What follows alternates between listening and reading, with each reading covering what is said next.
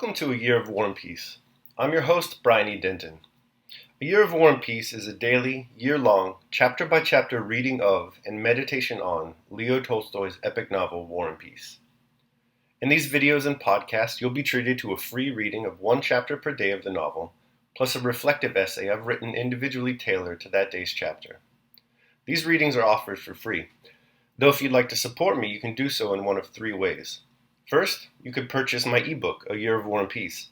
It features the entire novel, plus all of my reflective essays, and it's only $2.99 on Amazon.com. You could also become a patron at patreon.com/Brian E. Denton. If you sign up there, you'll receive a sonnet once a month, plus a link to an ebook of my collected sonnets. Finally, if you like, you can make a one-time donation to my PayPal account. The email there is brianedenton@gmail.com. You can also use that email to contact me. I'd be happy to hear from you. Your support is greatly appreciated. Today's reading and reflection is on Chapter 118. Chapter 118. Suddenly everyone stirred, began talking, and pressed forward and then back, and between the two rows, which separated, the Emperor entered, to the sounds of music that had immediately struck up. Behind him walked his host and hostess. He walked in rapidly, bowing to right and left, as if anxious to get the first moments of the reception over. The band played the Polonaise in vogue at that time on account of the words that had been set to it, beginning, "Alexander, Elisaveta, all our hearts, you ravish quite." The Emperor passed on to the drawing room. The crowd made a rush for the doors, and several persons with excited faces hurried there and back again. Then the crowd hastily retired from the drawing room door, at which the Emperor reappeared talking to the hostess. A young man, looking distraught, pounced down on the ladies, asking them to move aside. Some ladies, with faces betraying complete forgetfulness of all the rules of decorum, pushed forward to the detriment of their toilets. The men began to choose partners and take their places for the Polonaise. Everyone moved back, and the Emperor came smiling out of the drawing room, leading his hostess by his hand, but not keeping time to the music. The host was followed by Maria Antonovna Naryshkina. Then came ambassadors, ministers, and various generals, whom Peronskaya diligently named. More than half the ladies already had partners, and were taking up, or preparing to take up, their positions for the Polonaise. Natasha felt that she would be left with her mother and Sonia among a minority of women who crowded near the wall, not having been invited to dance. She stood with her slender arms hanging down, her scarcely defined bosom rising and falling regularly, and with bated breath and glittering, frightened eyes, gazed straight before her, evidently prepared for the height of joy or misery. She was not concerned about the Emperor or any of those great people whom Perovskaya has pointed out. She had but one thought. Is it possible no one will ask me? That I shall not be among the first to dance? Is it possible that not one of all these men will notice me? They do not even see me. Or if they do, they look as if they're saying, she's not the one I'm after, so it's not worth looking at her. No, it's impossible, she thought. They must know how I long to dance, how splendidly I dance, and how they would enjoy dancing with me. The strains of the Polonaise, which had continued for a considerable time, had begun to sound like a sad reminiscence to Natasha's ears. She wanted to cry. Peronskaya had left them. The Count was at the other end of the room. She and the Countess and Sonia were standing by themselves, as in the depths of a forest amid that crowd of strangers, with no one interested in them, and not wanted by anyone. Prince Andrew, with a lady, passed by, evidently not recognizing them. The handsome Anatolia was smilingly talking to a partner on his arm, and looked at Natasha as one looks at a wall. Boris passed them twice, and each time turned away. Berg and his wife, who were not dancing, came up to them. This family gathering seemed humiliating to Natasha, as if there were nowhere else for the family to talk but here at the ball. She did not listen to or look at Vera, who was telling her something about her own green dress. At last the Emperor stopped beside his last partner. He had danced with three, and the music ceased. A worried aide-de-camp ran up to the Rostovs, requesting them to stand farther back, though as it was they were already close to the wall, and from the gallery resounded the distinct, precise, enticingly rhythmic strains of a waltz. The emperor looked smilingly down the room. A minute passed, but no one had yet begun dancing. An aide-de-camp, the master of ceremonies, went up to Countess Bezikova and asked her to dance. She smilingly raised her hand and laid it on his shoulder without looking at him. The aide-de-camp, an adept in his art, grasping his partner firmly around her waist with confident deliberation, started smoothly gliding round the edge of the circle. Then at the corner of the room he caught Helene's left hand and turned her, the only sound audible, apart from the ever-quickening music, being the rhythmic click of the spurs on his rapid, agile feet, while at every third beat his partner's velvet dress spread out and seemed to flash as she whirled around. Natasha gazed at them and was ready to cry, because it was not she who was dancing that first turn of the waltz. Prince Andrew, in the white uniform of a cavalry colonel, wearing stockings and dancing shoes, stood looking animated and bright in the front row of the circle, not far from the Rostovs. Baron Firhoff was talking to him about the first sitting of the Council of State to be held the next day. Prince Andrew, as one closely connected with Speransky and participating in the work of the Legislative Commission, could give reliable information about that sitting, concerning which various rumors were current. But not listening to what Firhoff was saying, he was gazing now at the sovereign, and now at the men intending to dance who had not yet gathered courage to enter the circle. Prince Andrew was watching these men abashed by the emperor's presence, and the women who were breathlessly longing to be asked to dance. Pierre came up to him and caught him by the arm. "You always dance. I have a protégée, the young Rostova here. Ask her," he said. "Where is she?" asked Bolkonsky. "Excuse me," he added, turning to the Baron. "We will finish this conversation elsewhere.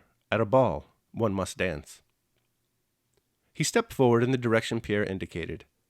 The despairing, dejected expression of Natasha's face caught his eye. He recognized her, guessed her feelings, saw it was her debut, remembered her conversation at the window, and with an expression of pleasure on his face, approached Countess Rostova. "Allow me to introduce you to my daughter," said the Countess with heightened color. "I have the pleasure of already being acquainted, if the Countess remembers me," said Prince Andrew with a low and courteous bow, quite belying Peronskaya's remarks about his rudeness, and approaching Natasha, he held out his arm to grasp her waist before he had completed his invitation. He asked her to the waltz. That tremulous expression on Natasha's face, prepared either for despair or rapture, suddenly brightened into a happy, grateful, childlike smile. "I have long been waiting for you," that frightened little happy girl seemed to say by the smile that replaced the threatened tears, and she raised her hand to Prince Andrew's shoulder. They were the second couple to enter the circle. Prince Andrew was one of the best dancers of his day, and Natasha danced exquisitely. Her little feet and their white satin dancing shoes did their work swiftly, lightly, and independently of herself, while her face beamed with ecstatic happiness. Her slender bare arms and neck were not beautiful. Compared to Helene's, her shoulders looked thin and her bosom undeveloped. But Helene seemed, as it were, hardened by a varnish left by the thousands of looks that had scanned her person, while Natasha was like a girl exposed for the first time, who would have felt very much ashamed had she not been assured that this was absolutely necessary. Prince Andrew liked dancing, and wishing to escape as quickly as possible from the political and clever talk which everyone addressed to him, wishing also to break up the circle of restraint he disliked, caused by the emperor's presence, he danced, and had chosen Natasha because Pierre pointed her out to him, and because she was the first pretty girl who caught his eye. But scarcely had he embraced that slender, supple figure, and felt her stirring so close to him, and smiling so near him, that the wine of her charm rose to his head, and he felt himself revived and rejuvenated, when after leaving her, he stood breathing deeply and watching the other dancers. All right, that concludes my reading of chapter 118. I will now proceed to my reflection on the same. A Year of War and Peace, Day 118. Sunshine and Storm. What we feel becomes what we see. The world in which a man lives shapes itself chiefly by the way in which he looks at it, writes author Schopenhauer in his book The Wisdom of Life. And so it proves different to different men. To one, it is barren, dull, and superficial. To another, rich, interesting, and full of meaning. Here, Schopenhauer is speaking about how our general mental disposition and innate character determines how we look at and experience the world. Perhaps, however, it goes even deeper than that. Often, it seems, our situational emotionality has the power to shift from brightest sunshine to darkest storm. Our beloved characters of War and Peace are intimately familiar with this meteoric psychic phenomenon. Their emotional state is more uncertain than the weather forecast a month from now. In few chapters is this more apparent than in today's as Natasha negotiates her first ball. We pick up where we left off yesterday. The ball is just getting started. Natasha is still joyfully excited. Peronskaya continues her cataloging of the guests just like Homer and his ships. When the emperor enters the room with his host, though, things really start to pick up. The music swells with the polonaise, and the party pairs off into dancing partnerships. But not Natasha. Nobody seems interested in asking her to dance. This plunges her into a state of despair and humiliation.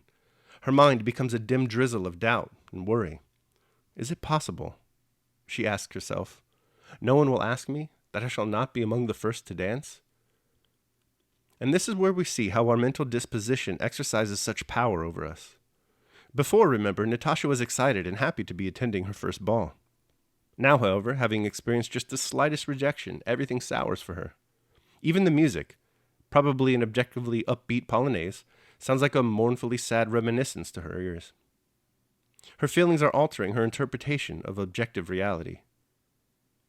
Across the room, we find the very same curiosity with Prince Andrew. For a long time now, Prince Andrew has been a profoundly unhappy young man. All it took was a simple brief meeting with Natasha to vault him to the heights of happiness, however. So whereas he used to brood and sulk, now he's out of the country, back in the city, and hard at work with Speransky on military reform. So far, this Natasha bump has lasted.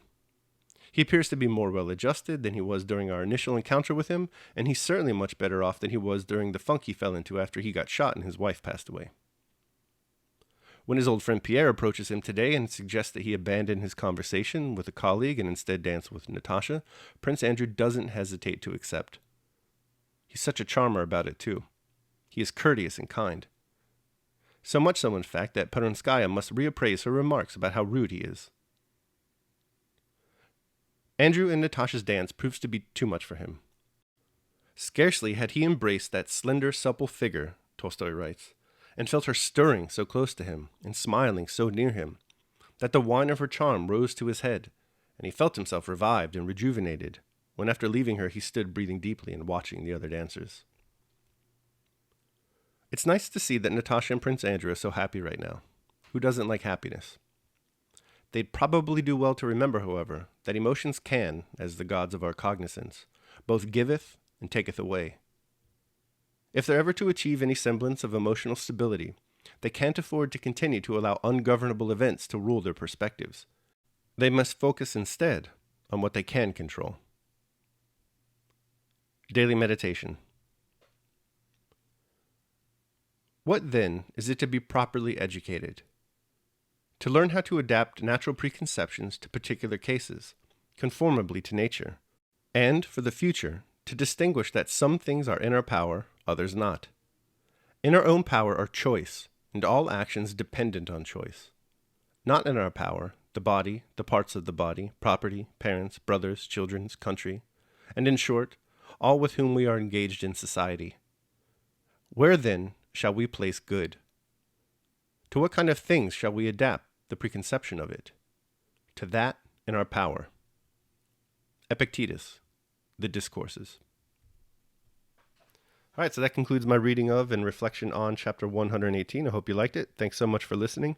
Remember that if you'd like to support me, you can do so either by purchasing the ebook, A Year of War and Peace, becoming a patron at patreon.com, or making a one-time donation at PayPal. The links to all that are below. Your support is greatly appreciated.